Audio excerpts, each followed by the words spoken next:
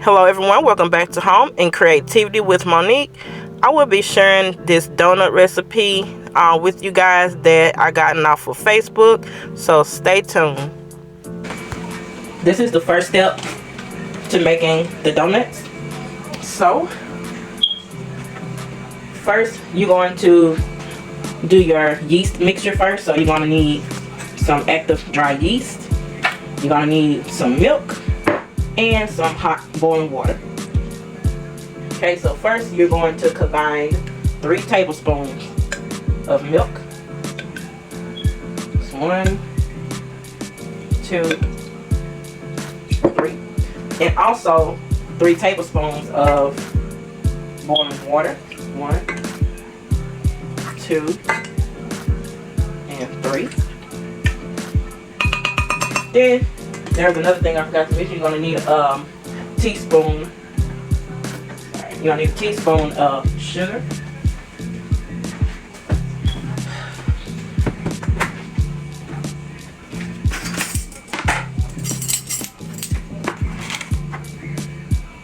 Okay, teaspoon of sugar. And you're going to need a teaspoon of active dry yeast.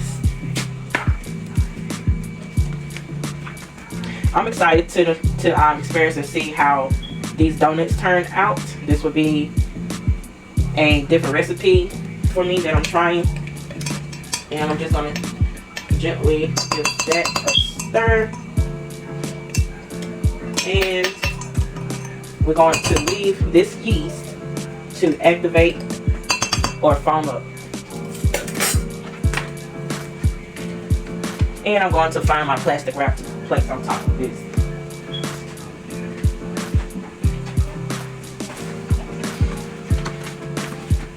Okay, plastic wrap.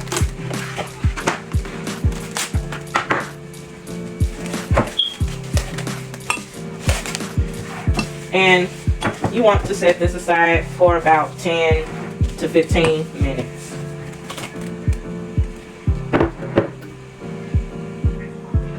Okay, so the next step, you're going to need 1 3/4 cups of all-purpose flour. And I'm going to put this through my sifter.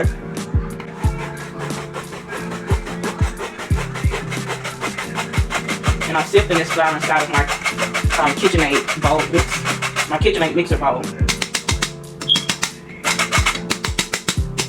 Okay, so I just wanted to make sure that the flour was sifted, and this is how it looks.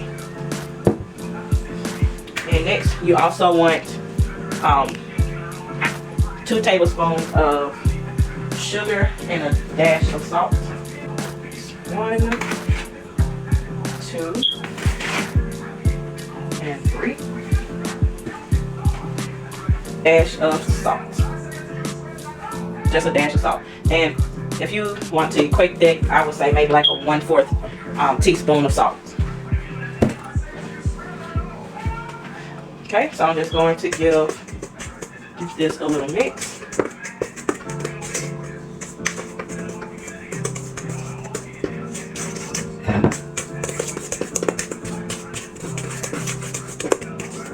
Okay. Alright, so next I'm going to add in 2 tablespoons or 1 ounce of unsalted room temperature butter. You don't want the butter to be like real melty, but you want it to be soft enough where you can massage it into your flour mixture. So I'm going to take this and just kind of cut this up in smaller pieces inside of the flour.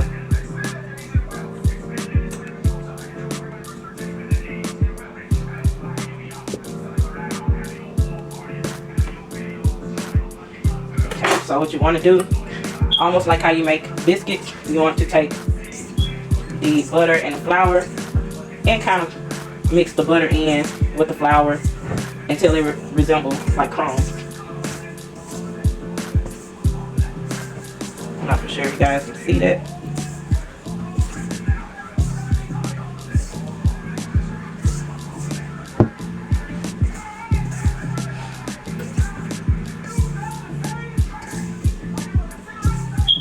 Okay, you want to get this butter well incorporated. So once you get everything well incorporated, it should resemble like lumpy clumps of flour. So now it'll be time to add in the yeast mixture. So now it's time to make the donuts, and the yeast has been set aside for about 35 minutes, and this is how it should look. It should be foamy like this, and that indicates that it's active and is ready to be used. And earlier I've already combined my dry ingredients, my flour, sugar, my dash of salt, and my 2 tablespoons of butter is already in here. So I'm going to place this on my mixer, and we're going to see how this recipe works. Once you have your flour mixture in your mixing bowl, you're going to take 1 large egg and slightly beat it, and then you're going to add it in. If you don't have a stand mixer, you may want to mix this egg and flour mixture with your gloved hands, and just make sure it all becomes incorporated together. And once the egg become incorporated with the flour, then you're going to add in your yeast mixture, and also you're going to mix that until everything is well incorporated, and then you will find that the dough will start to form.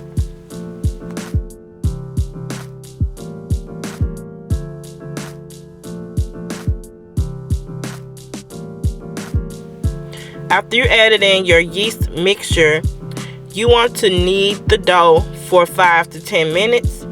I will be letting my stand mixer do this part for me. If you don't have a stand mixer, you don't need it, but you will have to hand knead the dough for about 5 to 10 minutes.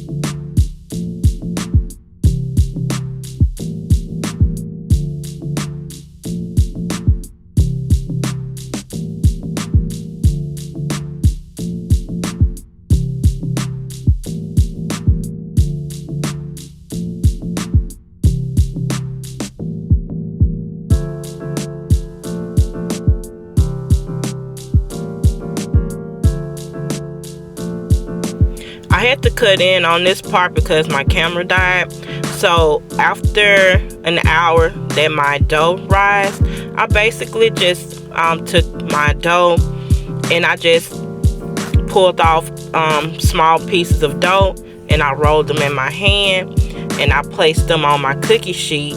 I put plastic wrap over the cookie sheet to allow for these to proof or rise again for about 35 to 45 minutes, and they will double in size. Once you see that, then they are ready to be fried. While your donut balls are proofing, you want to take the opportunity to go ahead and make your icing. And I made a basic icing. I combined 2 cups of confectioner sugar or powdered sugar in a bowl, 1/4 cup of milk, and some vanilla extract, and I just mixed all that together, and that was a simple icing for the donut balls. So the cooking oil that I'm using is vegetable oil, and you want the vegetable oil to be around 350 degrees. And what I like to do is have my cooking oil up to temperature, but once I drop my donut balls, then I just turn it down to like a medium-low heat. You want these to cook thoroughly. They will start to turn brown very quickly, but that doesn't mean that the dough inside is all the way cooked through. So you want to make sure you cook these kind of on a medium-low heat, where the inside of the dough will cook properly. And I would say maybe this could take maybe about 2 minutes. As soon as your donut balls come out of the grease, you want to go ahead and put them in your icing. You don't want to wait until they cool all the way down, because the icing may not stick to the donut balls. It only will work if the donut balls are still hot.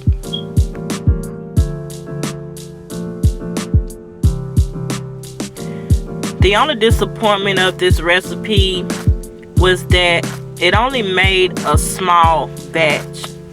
So if you're interested in doubling the ingredients to make a bigger batch, then I would recommend that you do so. This is not the only donut video that I have out. I do have another donut video of me making actual donuts and donut holes. So if you're interested in that video, this is the picture of the donuts I made, and I can also post the link to that video in the description below as well if you're interested.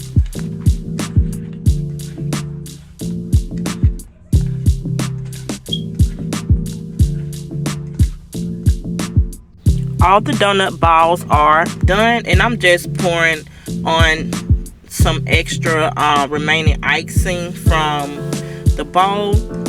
But guys, this is pretty much it. I hope you enjoyed this video, and if you would like to give this recipe a try, I will have the recipe in my description. And once again, guys, I thank you so much for tuning in and watching. You guys have a very blessed and great day, and God bless. I'll see you next time.